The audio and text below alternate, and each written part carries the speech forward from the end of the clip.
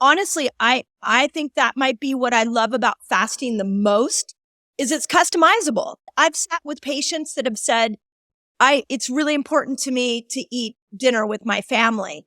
And we all get home from the sporting events and it's 8 o'clock at night. And that's when I'm going to eat dinner. So I've learned like, okay, that's important. That's oxytocin. It's part of what a value of you and your family. We need to make this effortless. So let's build a fasting lifestyle around this anchor of sitting at the family table at 8 o'clock at night.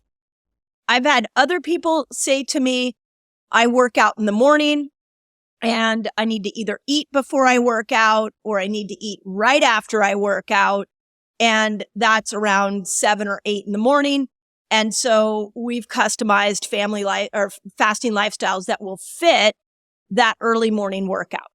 So literally you can position this any way you want to position it. And in fact, I encourage you to position it for your lifestyle.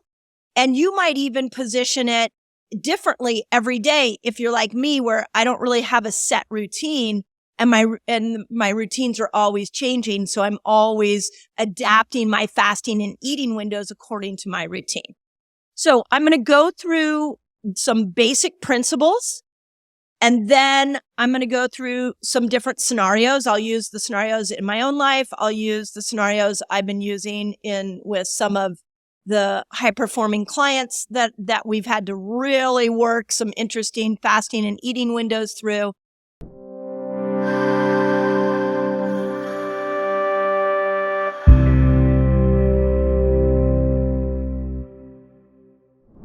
To start with, the way that I look at every single day is that I have an eating window and I have a fasting window. So the eating window starts the minute my blood sugar goes up. So I'll give you an example. It's right now, it's 9 o'clock here in California. I was up early doing my morning time and then I had a call at 8 o'clock and I had this short little break before I came to you all and I'm hungry. And I'm like, cause I ate a really early dinner last night. I'm like, yeah, I want breakfast. Like I'm craving food. I'm craving breakfast. But I had to come on a call here with you all. So instead of like taking a bite of my gluten-free bagel that's waiting for me, I grabbed some bone broth because bone broth will most likely keep me fasted. I know this from my glucose monitor. And I saved the bagel for after this call because my brain was like, oh, if I even take a bite of that bagel, I've now opened up my eating window. And if I can wait another hour, it might be either hunger goes away and maybe I'm not going to open up my eating window for several hours, or maybe, I'll just open my eating window up an hour from now. So I'm always thinking the minute I spike my blood sugar, the eating window is now officially open. And I know because I wear continuous glucose monitors all the time, I'm very clear on what will pull me out of a fasted state and what doesn't. And bone broth doesn't seem to pull me out. It seems to actually bring my blood sugar down. So it was kind of a good resource at this moment to be able to curb my hunger while I maybe wait a couple more hours before I open my eating window. So the first thing you want every day is when I wake up in the morning, it's when is that eating window going to start? Now, some mornings I wake up and I'm not hungry at all. That was actually yesterday morning. And I had a really big day. The last couple of days, I've been doing a lot of YouTube videos and podcasting and production work. And I like my high performance work to be done in the fasted state. I do really well with that. So yesterday, I didn't open up my eating window until 1 o'clock. And then again, once it opened up, then I was now in and eating food. So the first thing to do is to figure out when's that eating window for you. And every day it could change. Now, sometimes I do more of a reverse approach, which is, okay, what is the healing effect of fasting that I want? Am I wanting to go a little longer because I want more autophagy? Do I feel like I need to reset my gut? If I feel like I need to reset my gut, I'll wake up and I'll be like, okay, I'm not hungry. I've got a busy day. I'd like to reset my gut. Could I go all the way to dinner? And maybe I'll just have dinner. So I'm thinking about my day, the state I want to be in, and the repair that I would want. So that's sort of how I decide that eating window. And to me, the way my brain visually sees it is it moves around. That eating window moves around for me. Sometimes the eating window is 10 to 5. Sometimes the eating window is 3 to 8.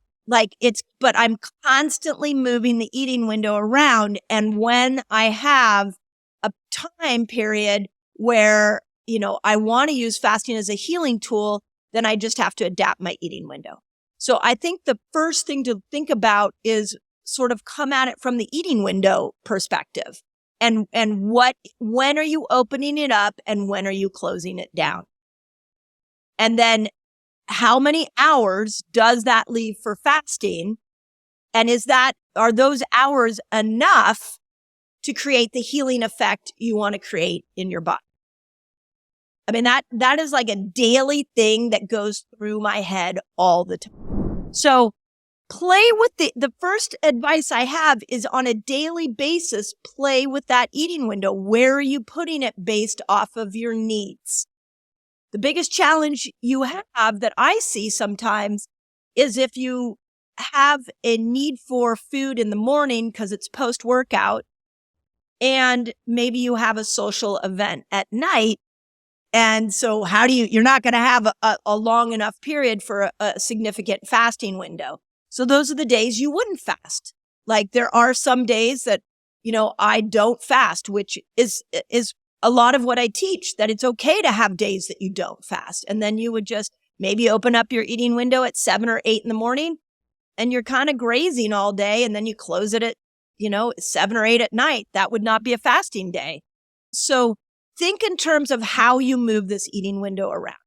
You know what I'm going to do? I'm going to give you Lisa Bilyeu's plan that I customized for her because she's being very public about the work we're doing together. So Lisa Bilyeu is the podcast host for Women of Impact. I highly recommend you follow this badass woman. She is incredible. She is a high performer. She was the founder of Quest Nutrition. She sold that company about 5 to 7 years ago. And she now has this amazing podcast that is all built around empowering women. And she had last week a really busy week. So she literally sent me her calendar and we built a fasting lifestyle around her demands that week. And I'm going to give you some of the highlights that I created for her that you might find necessary for your fasting lifestyle. And you're going to see, if you're like, I'm so confused, we took the demands of her life and we customized eating windows and fasting windows around what her life demanded and when she needed to be into a performance state. Okay, I got to interrupt this video because I have a free guide for you so you can master fasting. It's called A Beginner's Guide to a Fasting Lifestyle. And all you've got to do is click here and you can jump right in. So it started on a Sunday. She was flying from LA to New York on Sunday. But her flight was at like 11 or 12 California time. So I would have told her to fast all day long. A lot of times my travel days are fasting days. And this is a really important note. When you go up in an airplane, your digestion shuts down. That pressure change causes a change to your digestion. And So the best thing you can do when you fly is to not eat a meal 2 hours before the flight, or just to fast all day. One trick I've been doing lately is bringing bone broth protein powder on a flight with me. And then I just ask for hot water and I'll just drink bone broth while I'm on the flight. Now, Lisa, we had seen some days, she's very thin, and we had seen some days when she fasts all day that she went into a really cortisol saturated anxiety state and her blood sugar dropped. We had already experimented with that 2 weeks earlier. I didn't want to reproduce that. So I told her to get up that morning and eat breakfast. Just make sure that and have a big breakfast, a carb-rich breakfast, a protein-rich breakfast. 2 hours, make sure it was 2 hours before she got on the flight. By the way, another fun hack is she's in her mid-40s. She built this badass company that was a lot of stress. And so both myself and she had just interviewed Dr. Daniel Amen on her podcast. And he told her that he just doesn't fly red eyes anymore because he's like, I'm too old and I care too much about my sleep and I want to protect my brain. I don't do red eyes. So she was used to doing red eyes because they're very time efficient. And I told her, no, we're trying to get you out of dysregulation with your nervous system. I agree with Dr. Amen, no red eyes. So she took this flight right smack in the middle of the day, which was great for her nervous system, but it created a bit of a challenge for her food system. So her biggest meal that day was breakfast. Then she got to New York and the plan was for her to do bone broth. But she messaged me and she's like, I'm here. It's 8:00 at night. She had a big day of interviewing. She was interviewing the next day, Mel B, the Spice Girl, and she was really excited about it. And I had already witnessed that she needs to be fueled before a high performance state. So I needed to get some food in her.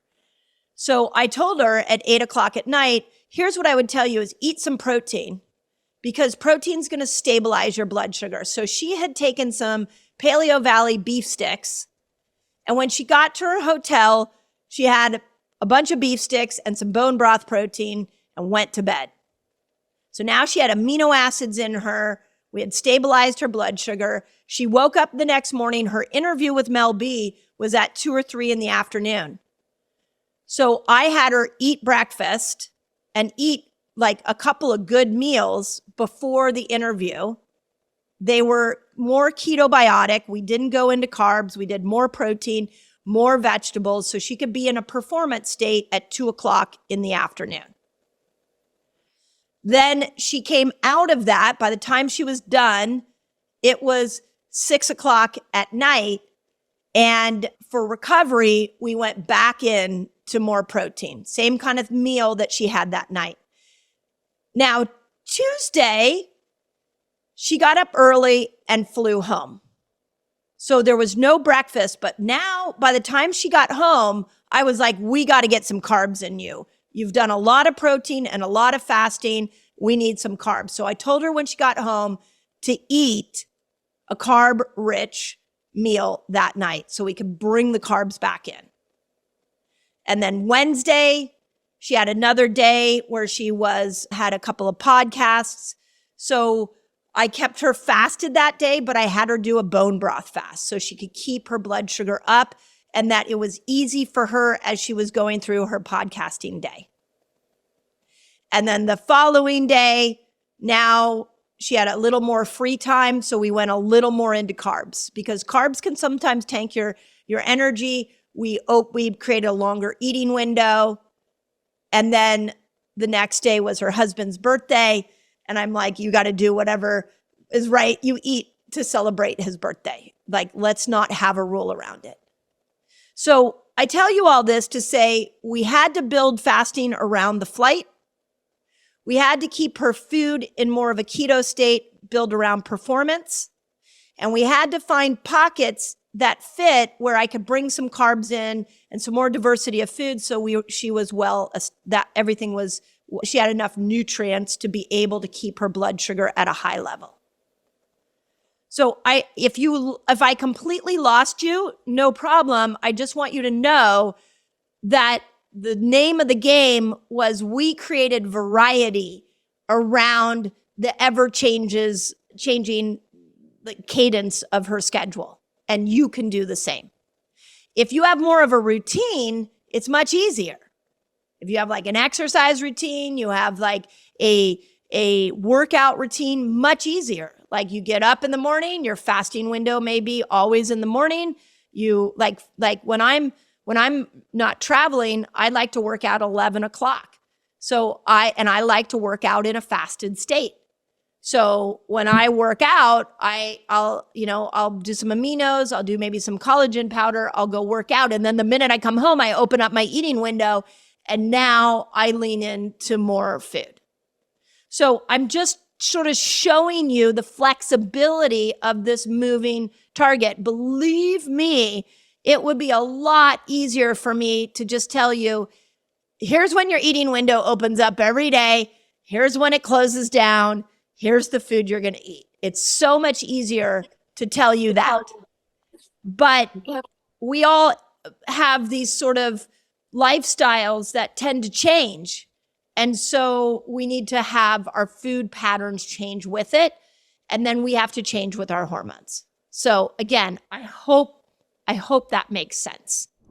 I know you're struggling to lose weight. It may be your fasting length. So in this video, I'm going to show you the perfect fasting length to unstick weight loss. In fact, it's such an incredible tool for weight loss. I think you should start with fasting before you change your food to be able to get into that door in for losing weight.